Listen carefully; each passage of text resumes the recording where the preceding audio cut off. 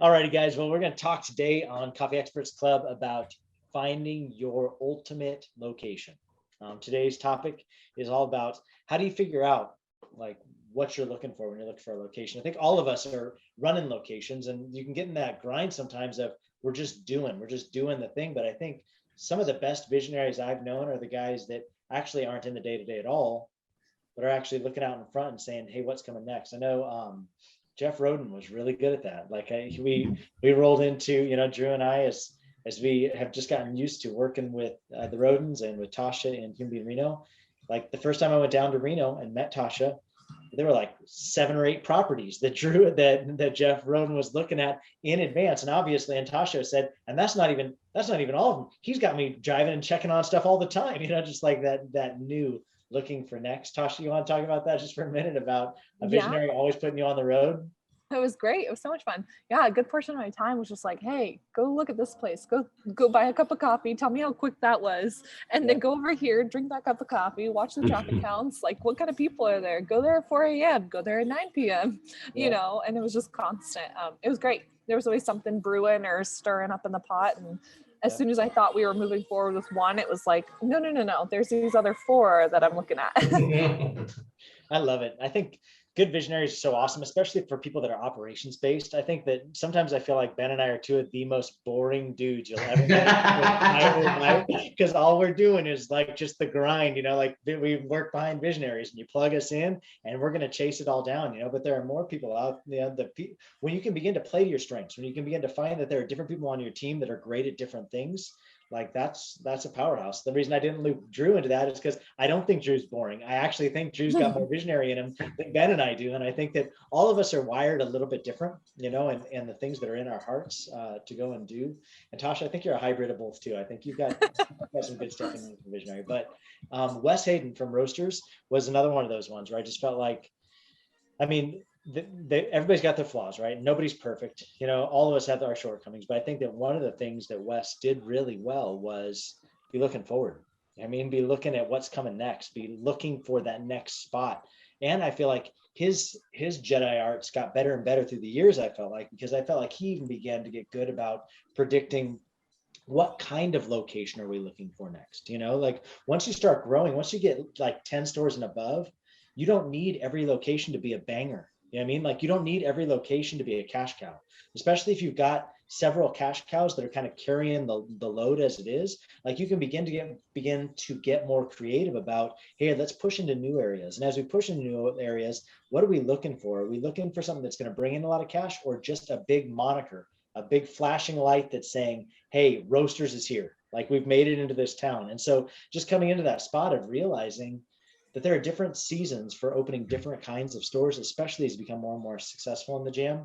Ben, you want to speak to that at all? I know that, you followed with, bro, I always think about you in your tight black emo pants leaning out that window, like, or whatever, that old school picture of Benji, as they used to call you, like you tracked them all the way through it. And any thoughts about visionary versus integrator and just the relationship between the two, especially in this regard of finding new locations?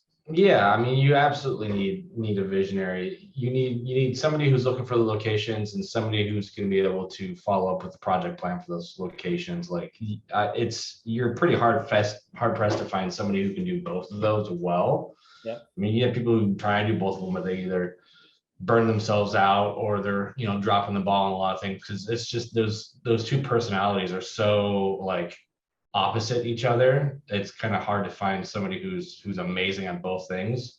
So it's really good to have a good visionary. Yeah, like you said, when it comes to those locations, like the Spokane market that we were going to be pushing up into, that was going to be, that was more of like a, hey, yeah, Spokane Roasters is here. Our 395 location was not an awesome location, but we opened that as sort of a drive-through advertising. That's right. Yeah. Just because that was like the main thoroughfare from Oregon up through Spokane. If you see a couple of roasters along the way, and then you see a roasters when you get into Spokane, you go, oh, these guys are kind of big. Yeah. You can start opening locations based on, increasing your brand, not necessarily increasing your sales, but increasing the awareness of your brand and using your locations more as marketing tools than it really is even like income tools. Obviously, you want to be profitable, but they don't need to be the cash cow, like you said, if they're strengthening the brand in a different way. Yeah. Yeah, there's a lot of it. And then you have, your sleeper shops. It's good to have those too, that they're not huge profit machines, but they're smack dab in the middle of rooftops, and you're creating a really good community name for yourself just by being consistently a good brand who's doing outreach in the community. So you can definitely start to really move your company in different directions when it comes to locations. Like you said, once you get to that little sort of larger spot, and then really playing with what you want your brand to be. I think it's really cool when you can have a diversity of stores too. I mean, obviously they all have to be profitable. It all has to make sense. Like, right. None of us, they're way easier hobbies. You know what I'm saying? Like, if you're looking for a hobby, don't get into something that you might be losing money on. Like, that's not a fun hobby, like find a hobby that's successful. So all your stores, they need to be profitable. And there's probably a range of profitability. But once you find that range of profitability, you're going to find some stores that just kill. Like, they are just destroying. Every year numbers are growing. Every year is getting bigger and bigger. It's just the volume cash cow on this side. And the nice thing about finding, 2, 3, 4 of those within each 10 is that it creates some hierarchy within the stores too of growth pattern, right? Like, if you have new managers, start them in the slower sleeper stores. Yeah. You know what I'm saying? Like, move them up to a mid-tier store before you throw them into the wolves of like a large volume, and then you're setting up to fail. We talked about that last week about how sometimes you can really set people up to fail by putting the wrong people in the right spot at the wrong, the right person in the wrong spot at the wrong time. You know what I mean? Like, maybe they could have been a great larger volume store leader, but they just hadn't been cultured well enough yet, grown enough yet. You hadn't given them the chance to really work on their chops, and therefore they're failing. And then you have to ask the question of, well, was that my fault or is that their fault? Or is there a combination of both? We want to give people the power to ascend, but at the same time, it's nice when you have a hierarchy of stores where you can kind of move people up and move people through and give people, dangle the carrot of, you can make more money at this higher volume store because we make more money at that higher volume store. Like, that gives the ability to hire in a Drew Moody and pay him way off the pay scale of any other manager we have in the organization, because he's a badass and he can do it. But I think that it's cool when you can begin to really have some sort of technique. I know that one of the stores, and we started pushing up to Spokane right before BlackRock bought us at Roasters, was we were opening up one that was going to be like our stable foot down. Usually we'd open up like a cafe and then a few drive-throughs. The cafe was nice because it gave us some storage, gave us kind of a main hub to train in, gave us some cool like sit down vibe for putting down roots someplace. But then the drive-throughs obviously are just so much easier to run, so much less labor, so much less utilities, so much smaller rent payments. Like, everything about a drive-through is just cheaper. But a cafe is sometimes nice to have in your repertoire. But anyway, we were opening up a cafe there, but Wes was looking at this one lot that was just this little tiny sliver of a triangle at the fastest moving intersection in town. I mean, it was like the main thoroughfare, like these two main drags that went through town. Ingress and egress was awful. Like, it was like the stacking was terrible. It wasn't going to do well. Nobody was going to preferably go by that stand over and over on their way to work or on the way home. But it was like the biggest billboard we could have ever bought at the best corner in town. And we could make, as long as you could make it profitable, as long as it's just turning dollars, like, don't lose money on the thing, but it doesn't have to be a cash cow if it can be a billboard saying, hey, Roasters is here, So the cafe, maybe a sit down roots, like you were saying, Ben, in a community, put down some roots, but also it was really, I just thought, good diversity of thinking through having a portfolio of stores. What kinds of stores are we opening right now? Is this a training location? Is this a location that we really need to kill it? We need to open up a location that just is banging in this community that we're opening up in. So lots of diversity, a lot of cool things. So we're going to go through a couple of things that go into choosing your ultimate location. I'm going to say out the gates, and I've probably already painted this by now, but I don't think the Collab team is the best at like leaning into us for wisdom on how to choose your next site when it comes to like what to look for. We're not visionary people. I think we can give you a good amount of experience though about what we've seen great visionaries out there do, and then help you kind of culture your decision based upon great experience that people have around us. Like, our strength that I would say we lean into is, let us help you open that shop. Let us help you with the training in that shop. Let us help you about hierarchy of leaders in that shop. Let us make sure that we have all the different pieces. We've looked at the smart sheet of opening up a new location. Like, we've got some brilliant tools developed over dozens of new location openings, but like, this is a spot we're going to lean into some brilliance. So I wanted to share a screen with you real quick. So this is good rule of thumb. So this is from Wes Hayden. This is his model of how you consider traffic count. Traffic count is always something that I would look for when I'm looking at a location. Like, you don't want to just pick it on the end of town where it's like a dead end street, like not many people are coming and going. Like traffic count's a big deal. So this was Wes's rule of thumb.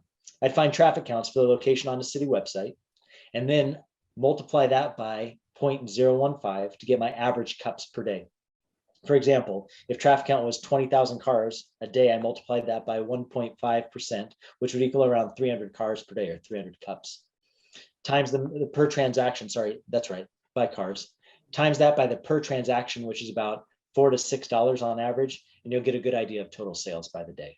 I feel like that's just a really good, like, down and dirty, like, let's measure it out, like spot check it. How many cars are going by there? And then what's the percentage that you could yield off of those cars, and what's your average trans, for the sake of seeing what your total dollars are per day. If there's a lot of competition nearby or not a great location, I'll lower it to 1%. If it's an A+ location, then I'll up it by 2.5 or even 3%. So an example of that would be just like you laid out there. So if we've got 20,000 cars times 0.015, like you was saying, 300 cars per day, times that by, let's say, an average of a $5 transaction. Now, Human Being Reno is pretty impressive. They're not doing a $5 transaction, but like, let's say, like, I would say that was pretty average for roasters, $5 or $6. So like $1,500 a day, that's great. You're just opening up a location. $1,500 is a great place to start out, and a great place you want to be. Like Wes said, let's say you've got 20,000 cars and it's kind of a sleeper location, or there's a lot of pressure. Well, then you're talking about, sorry, that was wrong. 20,000 times 0.01, 200 times 5, so about $1,000 a day. I would say, rule of thumb, you probably don't ever want to have less than $1,000 days. Like that's probably where I would say your break even is. Like, be careful of much south of $1,000 days. And then, like you were saying, for these A+ locations, let's do that again. 20,000 times 0.035 at high, or I guess you said 3 at high, so let's say 2.5. 500 times 5, $2,500. And I mean, obviously it's down and dirty math, but times 30 days, you're talking about a $75,000 a month store. That's a great month. You know, that times 12 months, like, you're talking about almost $1 million store at that point. So I think thinking through all those things, but I like down and dirty. Now, obviously I really like drilling down and not just living by down and dirty, but at the same time, I think that's a great rule of thumb for just like, measure it as you're driving by, thinking things through. Thoughts around that, guys? It gives you a nice playing field to see, you know, where you can, if you can push for marketing or you can push for grand openings. It gives you a good place to start, at least, to see exactly what the traffic would look like on a normal day. And Drew, I know you use this a lot, right? When you were looking at, I know you've been wanting to open your own, and you've been looking at things like that, right? Like, what's the traffic count? And I think we're going to talk about other things as well, but I think it's a good little multiplier. I know Outsider Coffee has used it, and it's really served them well as they've opened new locations. It's definitely a working model that isn't just like him lobbing wisdom out there. It's stuff. So another thing I would say, traffic count wise, if you're beyond traffic count, a couple other factors are ingress, egress, right? How easy is it to get in and out of your spot? We all know those spots where it's just like, we won't go there because it's just a nightmare getting in or out. You know, like, you've got to cut across traffic, and the stream of traffic's always steady. It's hard to get into, you know what I mean? Or get out of. You know, I know we looked at a location when we were in Reno with Tasha, and we talked about, well, yeah, it's really cool that it's right next to a school. I do think that you want to look for schools, but is this person ever going to be able to get back out into traffic and get out of here, right? Because that's great, you got your cup of coffee, but if you can never fight your way back out or nose your way back out into traffic, that's a problem, you know, because the stream of cars, like, just stacked in or stacked back out. So thinking through things like ingress, egress, what's the traffic flow? How's that going to work? Another one I would say is speed of traffic. That's like Ben head nodded towards the 395 store. 395 looked like the greatest thing in the world. Like, so much, like, just pure traffic count, using Wes's numbers, it looked like an A+ location. There was no coffee right there in that zone. Like, we had it kind of to ourselves.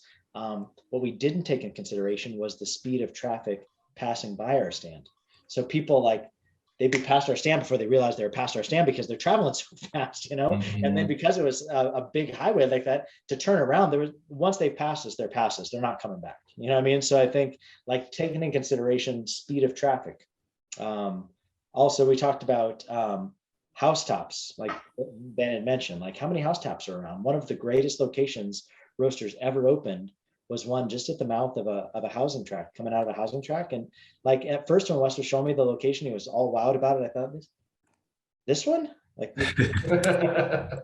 but he called it right. Like that thing just turned into a monster, but it was because it was a main artillery, like from a bunch of the houses that they were building back behind, everybody coming down, going somewhere on the way out to the main drag to get out to work, could swing by there and grab coffee on the way through. So I think housetops, schools or high traffic destinations, like is that a main hub where a lot of people work, or are there schools around there?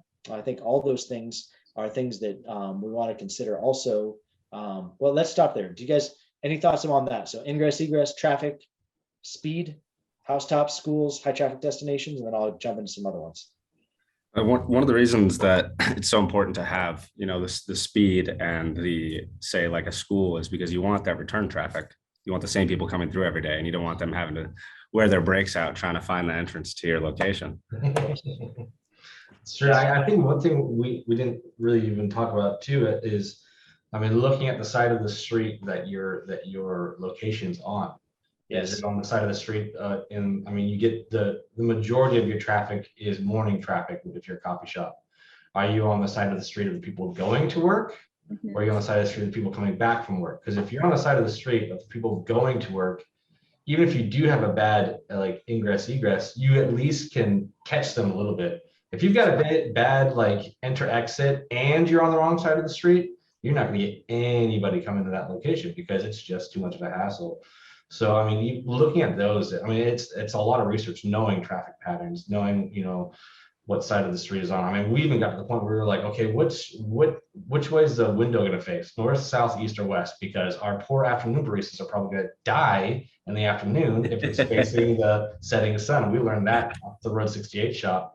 During the summer at about 1 o'clock on for the rest of the day, every barista is just cooking like a potato as the sun is beating down in the summer. So we go, maybe we should face our buildings a different way too.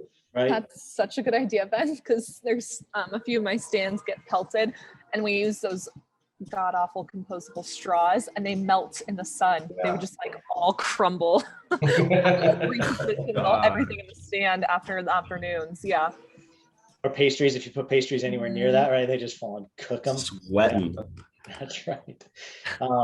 That's a good one, Ben. And we did talk about a little bit of who's your avatar? Like, what are you targeting? You know what I mean? Like, who are you looking for? And like you said, routine traffic, moms dropping their kids off at schools, mom coming back home from dropping their kids off at school, mom going to pick up their kids from schools, mom coming back home from picking up their kids from school. I think thinking through traffic patterns and your avatar, who am I targeting exactly? Is it business people?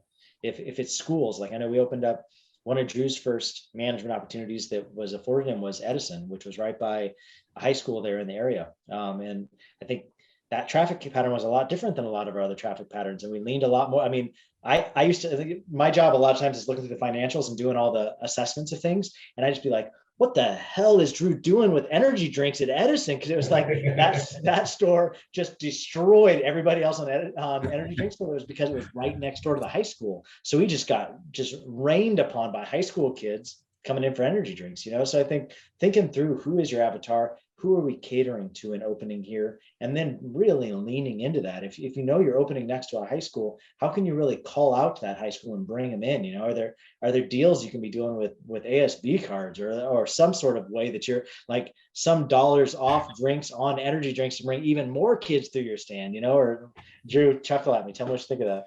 I just remember doing the footwork when we opened that stand and doing some unorthodox advertisement. I went door to door and talked to the people living around us, and hardly anybody answered the door. You know, I got a clipboard and some free cards. So I'm like, hey, like I got free coffee. Going over to the high school and putting free cards under people's windshield wipers and getting chased off by security. You know, we eventually I went in and was like, hey, what's your graduating class look like? Like, how many people are there? Let's give some free cards to the class.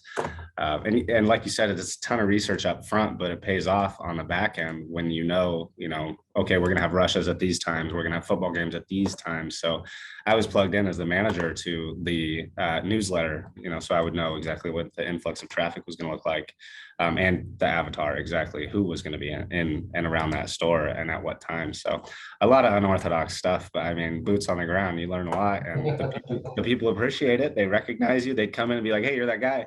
You were knocking on my door. You're that weirdo with the free cards. So I was like, yeah, welcome in. What can I get you? Dude, we've had you do some crappy stuff, bro. All I have to say is the thing you asked Drew Moody to do is, but you're such a trooper. You do it all. You're the best.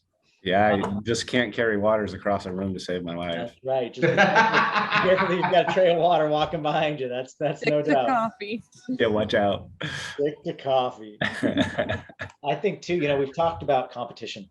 And sometimes I think that people are afraid of competition, but I would say if your brand is strong enough and you know who your avatar is, like there's some wisdom in. I remember when we opened one of our remote locations at a town outside of Tri-Cities, Walla Walla, like we were directly across the street from Starbucks. Like, I mean, you could throw a rock from our stand and hit Starbucks, and I think that I remember being nervous about that, but Wes was like, bro, those aren't our people. Like we're drawing a whole different kind of people. And I think too, some of the benefit of going to where the competition is Starbucks did their demographic studies, like those, like things that probably smaller coffee chains aren't doing. Like we're not going to go out and pay 50 grand for a traffic study, a demographic study on should we be opening a location around here. I know when I used to work at the credit union, whenever we opened a new branch, they would spend god awful amounts of money for these demographic studies of who's going to frequent our branch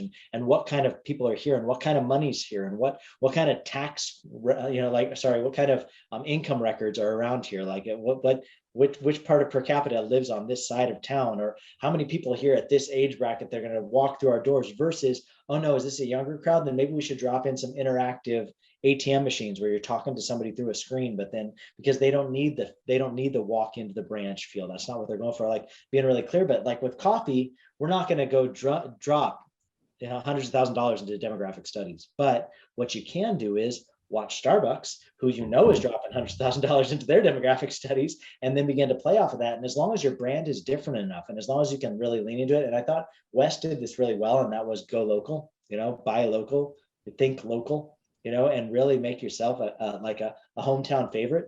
I think that you can really play off of competition is not a bad thing. That becomes the coffee end of town. And yeah, like Wes said, maybe they'll strip off some of your percentage, but is it worth it for the traffic count that thinks coffee on your end of town because they know there are a couple other competitors around there? What do you guys think of that? Well, and usually, typically, where there's a lot of your competition, when we're competing businesses and restaurants, where they start to conglomerate is where most of the traffic is. I mean, that's what you go where the traffic is, and if you figure that out, there's a good spot for a lot of traffic. 9 times out of 10, somebody else has figured that out too. So, I mean, it's a really good and easy way to even figure out where the traffic flow patterns are. If you don't want to do those demographic studies, you just go, okay, there's a restaurant, fast food. Okay, this is probably where all the traffic is. I mean, it's an easy guess. If you've got a fast food restaurant on each corner of an intersection, you can probably bet that there's a lot of cars that go through that intersection and they go through there all day. So it'd be a good idea to throw a coffee shop down. Or if you see a Starbucks and a Dutch Bros on both sides of the street and go, there's probably a lot of traffic that comes through here because they're both trying to feed off the same vein. So they even just using that as an indicator of what the traffic is like is a good idea too. And as we know from experience, you do have your diehard customers, and that's what we want is diehard customers. But you also have tons of customers that are like, oh, the line's really long at that shop today. I'm gonna hit up one down the street, and they pull out all their free cards, their stacks of whatever they've been collecting. And not everybody's a diehard. We all want to think that they are. Oh, they only come to our shop. Every day they hear. Sure, some, but a lot of the crowd is, they hop around between coffee shops, and that's perfectly great too. I think obviously some of the things you want to be careful of is, does that other place have a better ingress egress than you, or does that have the, like compounding factors of, be careful of how you're opening up and making sure you're thinking about what side of the street you're on, all the things we talked about. Like Tosh, I think that was really good advice. Like Jeff sending down there, drink a cup of coffee there early in the morning, drink a cup of coffee there and like later in the afternoon. Ask yourself, is traffic going the right direction? Like, or is this actually going to be a total bitch when it comes to people trying to turn into our lane and all the traffic's coming this way and people are going to have to try and turn against traffic just to get into us? Like that probably isn't going to be a realistic expectation that we're going to peel off very many people. So yeah, there was one location that there wasn't a light and it should have been a light. It was like 4 lanes of traffic and you had to make a left-hand turn in and all the traffic's already coming at you in the morning to get on the freeway. And Jeff's like, just go try it, just go do it. And I sat in that turn lane for like a solid, 15 minutes waiting to turn in. I was like, this is not our spot. This is not going to work out. Yeah. I've seen a lot of issues too with shops that will put, or companies that will put their shops right on a light on an intersection, yep, as opposed to maybe off the intersection down a street. And when they do that, the minute that light turns red, the exit to your drive-through is blocked by traffic that's sitting on that light. I mean, there's a Burger King down the street from my place that light turns red. Anybody who's in the drive-through is stuck there until it turns green and traffic starts moving again. Which, I mean, you've just immediately limited how many cars you can get to your drive-through just from the cars just going down the street in front of you. that's good. Always something to pay attention to.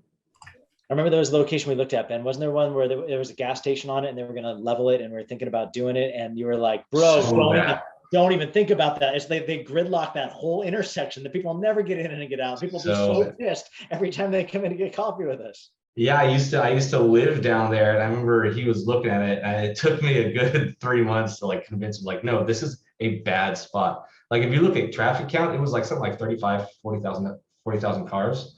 But the minute that light turned red at 3 o'clock in the afternoon, those cars backed up probably 3 blocks. Just be 3 blocks of cars. They go 3 blocks of cars. I was like, if you get 2 cars in your drive-through, they are never going to leave. They'll be finishing their coffee in the drive-through lane before they can get out of there. I was like, you're stacking. It's going to stack all the way back out to the street because nobody can get out of here. Damn. So yeah, I'm so glad that we never went forward with that spot. Yeah. I think obviously things to be thinking about too, not just schools, not just rooftops, but neighbors when it comes to collateral businesses. Think through development patterns. Like, are they going to open a hospital around here? Are they going to open, like, are there other big things that are going to be large draws? I know that when we first opened one of our locations up near a new hospital that was going to be built, it was a sleeper at the beginning. Like we did not have a lot of traction, but as soon as the hospital went up and they started really like developing out that hospital, I feel like our traffic count started rising because like you have all of those frequent customers, and then you can start asking yourself questions like, could we do creative stuff? Like maybe we'll do drops in the afternoons. Like, could we bring in an extra barista and we can take orders and go make drops to these places that have large groups of people. And then it's like one order and you get 20 drinks out of it. I think there's some cool things you can do creative wise. If you think about like collateral businesses, like, are there other businesses around? I think as you're thinking through things, not only, so all those things are things that go into your founder spot, but I think too, once you find your spot, I feel like there's a whole nother set of questions that you need to start asking. And I would say developed versus non-developed. I think sometimes we see corners and we're like, that's a great corner. That would be a great thing. But there's a lot of cost in development. I mean, there's a lot of cost in infrastructure development. If it's just a piece of dirt, it may be a great corner, but there's a lot of cost that goes into it. And whose cost is that? Is that our cost? Is it a build to suit? And there's different questions that you need to begin to ask, because I think obviously if there's no impervious down, so if there's no asphalt, there's no curbing, there's no drains, there's no water being run to your site, there's no power being run to your site, all of that adds up. And like, I know this last one we did with Human Being Reno, the construction costs right now are expensive, you know what I'm saying? So like, don't just blow that off of, yeah, it could be a banger corner, but ask yourself, okay, who's going to have to pony up the cost to develop out this site? Can I get in with somebody that's willing to do a build to suit? Build to suits, there's different times and seasons for everything, right? And I think all of us want to like own our own land, control our own, destiny, control rent, maybe even have an asset we can own at some point if we want to sell off our coffee business, but still hold on to the real estate. I think all those things are great, but you better have some working capital if you're intending on going to develop your own site versus a build to suit. Build to suits are great because the developer is saying they're going to make it for you, and they're going to charge you more in rent, obviously, because somebody's got to pay those costs, right? If you're not developing it, they're developing it. And if they're developing it, it's the same cost as you developing it, but they're going to couch that into a long-term investment and roll that out for you so that now you can stretch it out over 30 years. And in those 30 years, what's going to be your monthly nut as you escalate through it. So build-to-suits are always a little bit more expensive, but don't require a bunch of working capital out of the gates. The flip side of that is if you've got some working capital and you don't need to pony up on a higher rent, it takes a little bit of pressure off on how is this location going to perform, because obviously a higher rent means this thing better make money because man, our rent is ridiculous, so I think that there's two different sides of that. Yeah. Yeah, I think an easy point to that would be one of our locations that have been there forever, always had, and probably still has, the worst internet out of all the shops because it was on the wrong side of the street when it was built and there were no cable lines. And the cable company wanted $5,000 to run lines to the other side of the street. And if that's something, if you're opening a location you don't know about and they go, oh yeah, you can't have internet here. It's gonna be $5,000 if you want us to run a line. You're like, wait, what? Yeah. There isn't just internet everywhere. You actually have to run a line to a shop. But it's those little things that if you don't know they're there, they add up quick. What was the name of that? That was Richland. Yeah, and what was the name of that? What was the name of your fun little? You loved that little internet service. What was it called? Oh, Pocket iNet. Yeah, Pocket iNet. Yeah, yep. Radio waves, baby. Radio wave, 5 meg download internet, just enough to run POSs and Pandora. But I'll tell you what, that's I was so grateful you introduced me to that because outside ran into that same problem. Charter wanted to come. We had just paved the entire lot, got everything ready, and they told us, "Oh no, there's no Ethernet. We don't have anything running to that side, And they wanted to. They're like, but we can come and cut some in, and it'll be like $5 or $6 grand. I'm like, we just poured this concrete. You're not gonna let it open for 5 or 6? Nope. And so I went looking because of the radio waves internet that you love, your Pocket iNet, and we had to put up like a tower that faced the north, like where the beacon was, to make sure there was a straight line of sight. But it works great, and it's still going to this day. Tasha, what were you gonna say about internet? That's just a great point. Our Moana location had that happen. We had already laid everything down before we found out that Charter couldn't go there. So we had to go with AT&T, which was more expensive, but they were able to pull for it. But that's all we get. And that's our one stand that's not on all of our accounts because of that situation. Yeah. The things you don't think about until you think about it. Yeah. It's not a pain in the ass. Yeah. So also I would say signage and visibility. And then I would say like codes and developer standards. Like those are all things you want to be thinking about of how much visibility am I going to get out of this location? Where is my signage going to be? Ben, I know you had a great story when we were talking about the content yesterday about Road 68 versus some of our other stands where we just didn't get the same kind of signage. You want to talk about that a little? Yeah, Road 68, I think that was a city code deal where the Pasco, at least along Road 68, would allow standalone signage. And they didn't really have any codes for what that signage had to look like. So we got to put up a super tall, bright neon Roasters Coffee sign. Whereas our Southridge location, that was the exact opposite. You couldn't have any roadside signage. It was all on your building and that's it. So you really have to think about like, if you have a building that's off the street that doesn't have very good visibility and you can't put up road signage, like you're shooting yourself in the foot twice there. Versus, maybe if your visibility wasn't as good, but you could put up a giant road or a sign on the road, might be okay.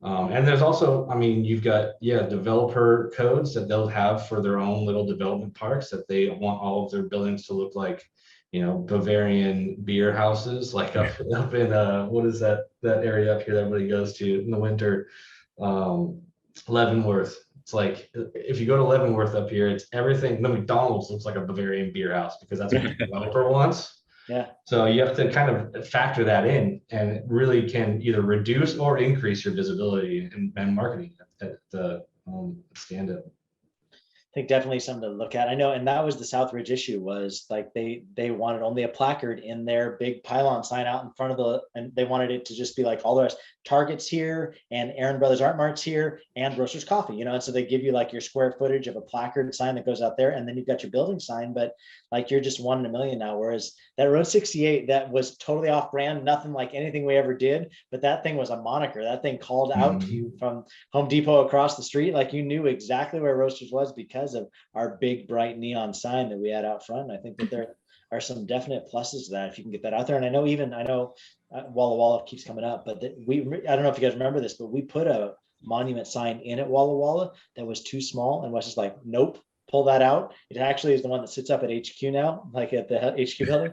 But like, because he wanted a larger one, and I would say cheap, like push the city as hard as you can to get as much signage as you're able to get for the sake of loud call out. Like, you want people knowing where you're coming from. So I think it's a really good one. Tosh, did you have something you want to say? Okay, awesome. Also, on the flip side, though, don't go spend 20K on a standalone sign and find out that the city won't let you put it up. Yes.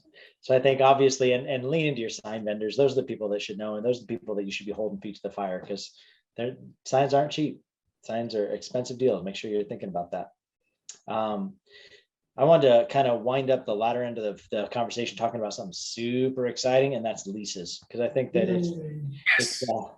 think it's really important to really think through leases and how you're looking at your leases. So we developed something for roasters, Collab Team did, called the lease dashboard, which was a tool that kept everything kind of hubbed down and centralized in one spot. The main purpose of it was so that you could go through at any point in time. Everything was hyperlinked here. All the leases were all hyperlinked into the locations. Central spot where you can just go and grab addresses, grab your current base lease price, what you're paying per square foot, and then when your next escalation was, right? So that things didn't sneak up on you. And then your new base price after it. And then, some different pieces of original expiration versus extended expiration. But then everything behind it was, you could then look at, like, the escalation page would walk you through, okay, so what does 3% look like after, 10 plus 5 plus 5, what will our rent be in 20 years, or some of these other ones where we signed into, like, this one was crazy. Like, so 3 options after, so I think this was a 10-year, so 40-year lease, like 2068, what does a 2% rent increase look like in 40 years off of something that started at $4,500? Wow. Just like, so you can watch how things escalate and see, hey, where's this going to need to be? And also watch, so what are we going to be paying per square foot? I was really big of knowing, just like Wes's rule of thumb of how many cars can we expect off of this traffic count? What should we be paying per square foot? And you'll see as you look across here, we didn't always keep that in mind. You know what I mean? So, like, let's say here for like $7.30 versus $5.83 versus $1.76.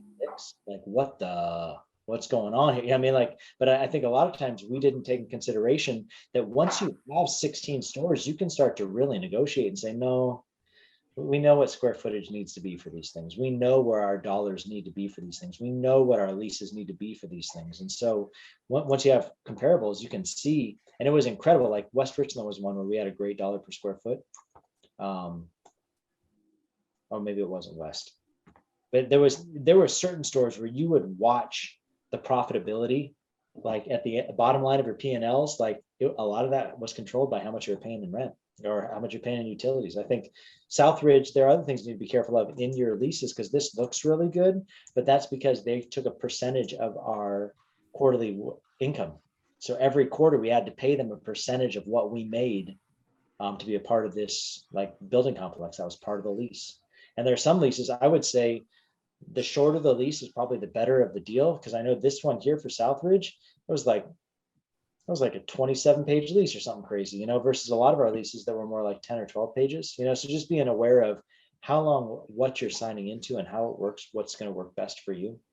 And then this was just expiration, things that there were terms on what we needed to give, 90 days from the date. No, you need to know when you need to give notice by, so it doesn't elapse and then you just fell out of your grandfather deals and now you're at a month, and then they've got the ability to rewrite your lease because you didn't tell them you wanted to renew. So I think dashboard, escalation, expiration was kind of the tool we developed. And then I want to show you guys just a couple of things from a couple of leases I felt like were fair. This was one of the guys I felt like did really well by us when it came to leases that he drew up for us, just fair. Like, he wasn't, like, obviously he's a businessman, obviously he's in there to make money, but wanted to make collective money in business. And I think that if you can find somebody that you can partner up with and develop with, that just gets you, like, they get your traffic patterns, they get what you're doing, and a lot of times their traffic patterns don't conflict with your traffic patterns, you know, like that this person had car washes, and it wasn't something that's like threw a lot of pain on our coffee patterns, and something that it collateralized. Somebody comes through for a cup of coffee, goes over and gets a car wash, or maybe while they're going through the car wash, comes out and gets a cup of coffee. Like there's good energy that comes between the two businesses. And he was a developer, so he didn't want to just go open a location with himself. He wanted to open a location with other collateral businesses that would all collectively benefit him as a developer. And I think it only benefited us because he was good at looking for new sites. So we knew any new location that he brought to us, we could really consider it. That could probably be a really good thing. Now, there were times where, we didn't always go with him because, not everything that he chose was gold, but there were a lot of locations we partnered up with him in. And I think it was a really good business relationship. So I think finding those developer relationships are really rad. So I would say this is an average lease. I'm just going to scroll through and point out some things. I would say I always advocate for like a 10-year for your first one with, 2 or 3 subsequent terms of another 10 years. I think that's just a really easy, nice way to do it. I know some people that makes them nervous, like, oh, am I going to be doing this for the next 30 years? But what you're trying to do is control your rent.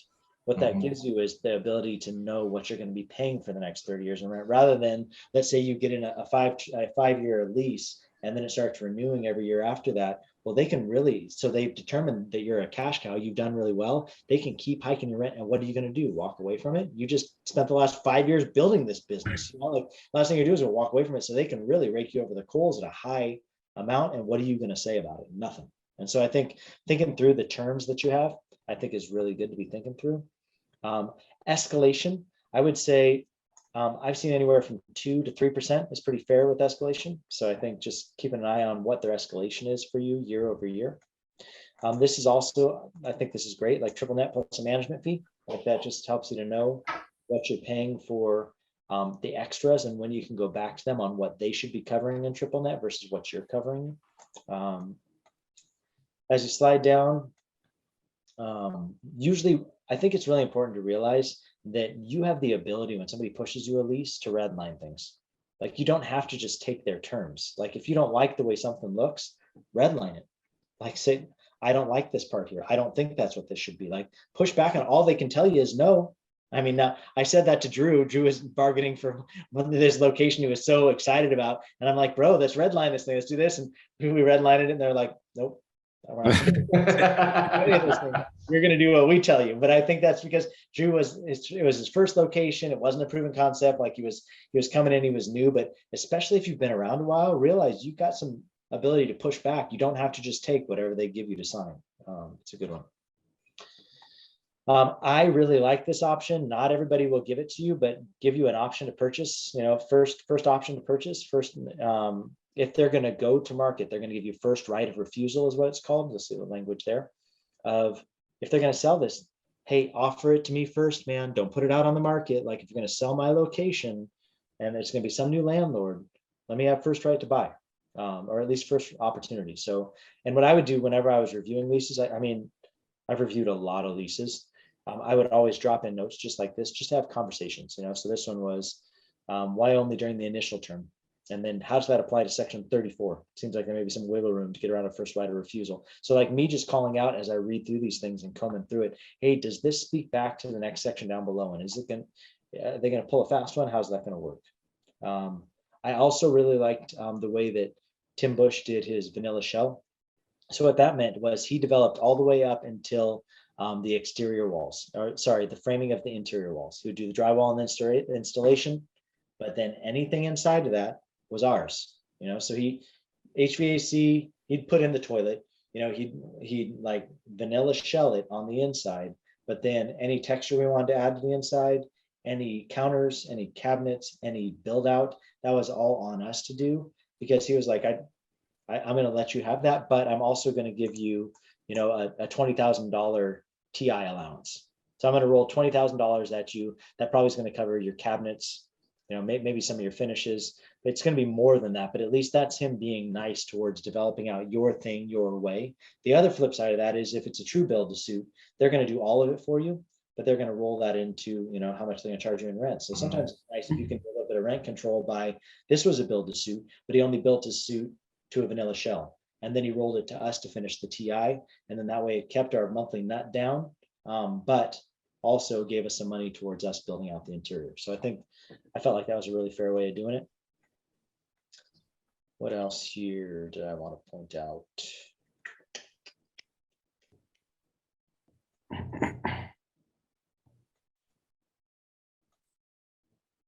I think improvements, you always want to think about improvements, like what's going to happen. Like if you make improvements to the property, is that going to benefit you, benefit them? Are they going to be involved in that? Is that all going to be on you? And then this is all just boilerplate when you get down towards the bottom. But I think those are the main things, is think through how you're developing, how many terms do you have? Will they give you a first right of refusal? And really read through there and identify like how much of this is okay by me and how much is not. The last lease I went through for a client, we redlined the shit out of that thing. Like, there was so much. I'm just like, I'm not comfortable with this. I'm not comfortable with that. And they had already passed it through the attorney. But remember, your attorney's looking at it from a legal perspective, not always a business decision perspective. So there's some things in there that you got to ask, is that right? Is that going to work? Am I just going to accept that? Am I not going to accept that? How are all those things working together? And really being honest about, could this slow down business? Is this what's best for me? This is your business. You are ponying up to something for the next 10 to 20 to 30 years, potentially. So that one lease we showed 40 years. Like, make sure the language is good. Any questions around that? Any thoughts around that? Any things that you want to add to that section? With all these leases, which do you think have you seen has better potential for the business owner? A lease that escalates a set percentage over years, or a lease that escalates per year gross over each year? So I personally just like, let's just set a percentage and let the thing tick. Because like downside can be, if it turns into a real banger, then they really start getting juicy. It's what we were paying Southridge by the end, by our time when we were done at Roasters, like we were paying thousands of dollars to the developer for just allowing us to have a stand there, and it felt like, I would rather you charge me more in rent. It just feels like highway robbery for me to give you tens of thousands of dollars every quarter for no other reason except for I've got a location here, but I know Wes really wanted that location. That was like the first like big boy location, where we were going to come into this developer. They really wanted a Starbucks there. Wes really had to fight for it to get our name in there. But if you're coming up against a Starbucks, you got to be willing to play, to play the game, And so Wes put a lot of skin into the game to put us on that end of town. I did not like that agreement, and I do not like agreements that I see where they start asking for a percentage. I would much rather just say, what's the base, where are we starting from, and then what percentage are you going to tack on for how many years? And I'm going to tie on for as many years as you're going to let me, knowing that's an escalation. But one of the leases that I reviewed recently, they gave escalation for only the first term. But they gave us more than one term. And they said, when we come to the end of this term, we'll look at fair market value. And I'm like, no, the whole reason we're buying in for 3 terms, the only reason we're signing in for 3 terms isn't so we like release it back to the wild in 10 years. Like, no, I'm signing into this thing. I want to know what the percentage is, and we'll look at that, keep moving forward, But I think, property owners, I mean, it's a scary time to be alive. I'm saying, like, inflation, how much farther inflation is going to go? What can people expect? Am I losing opportunity to make a ton of money off this property? Like, everything right now is super expensive. Used cars are super expensive. Like, so I think I understand why landlords are being more aggressive when it comes to not wanting to lock into a 2% or a 3% increase, because they know in 10 years from now, depending on inflation, they could have seen a lot more. But at the same time, that's the mutual push and pull, right? Of, yeah, but I'm willing to sign in and say that if my whole business fails, and that's something to be aware with leases, if the business fails, I'm still on the hook for the next 30 years, like for this lease, unless you can get somebody in behind it and we can settle on damages. Like that's a lot. I mean, that's a big number. That's not a joke, And so I think that really thinking through, what does that mean? And I've never done this, but I wonder if it'll show this way. I'm sure it will. But like looking at it this way, where we're like, look at the escalation, and then we grab everything here all the way down through here. Oh, it's not going to let me. Oh, because there's cells, right? So you're talking about a $60,000 commitment multiplied times 6 terms, so like $306,000, like that's a lot of money. That's a lot of money that you're committing to things. That's a lot of money, and it's going to keep going up. So now it's 69 this time, so 70 grand, and this time it's 80 grand, and this time it's 100 grand. So even then, like you're talking about $500,000 into a piece of property, like it's a lot of commitment, and it's a lot of bravery. Like that's. So if you really want to succeed, the Collab team is here to just guide you. Look at that, just shameless stuff. Like don't Take you by the hand.